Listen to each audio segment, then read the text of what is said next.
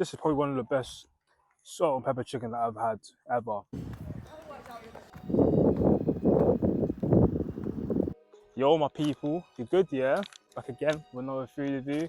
Obviously, I've come to the Park Gate because you guys said that the Park Gate is the best fish and chips on the Wirral. So I'm come to test it out. First, let's start off with salt and pepper chicken. Look at that. Yeah, looks good, I can't lie. It smells good as well. Give it a taste test.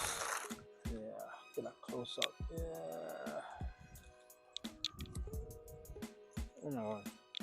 Flavors are immense. It's nice and spicy, crispy, amazing. This is probably one of the best salt and pepper chicken that I've had ever since moving up here. Therefore, it's so good. I'm gonna give it 8.9 out of 10. Really good. Now, what we've come for, yeah, the main event, fish and chips. Yeah, so it's looking like. Get the bag out of the way. Already, compared to the Green Heart is better money for value because it's the same price and the fish is way bigger at the Green Heart. But let's see if the quality is better, innit?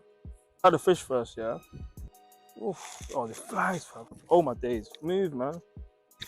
These flies are attacking me, bro. Look, it's the fish here, yeah?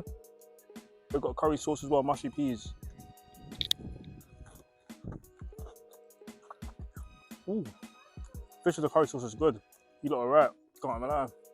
Fish, it's crispy, it's fluffy inside, but I don't know. I don't know if it's as good as the Green Heart.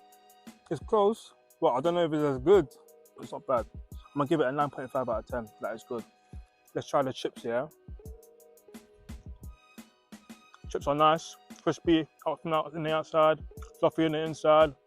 Well salted as well, not too much salt. I'll give the chips 8.7 out of 10. Decent.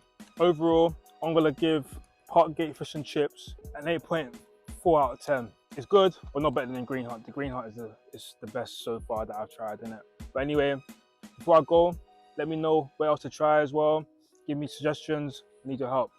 Anyway, that's the end of the episode. Make sure you like, comment, subscribe, follow, share, and don't be a hater. Peace.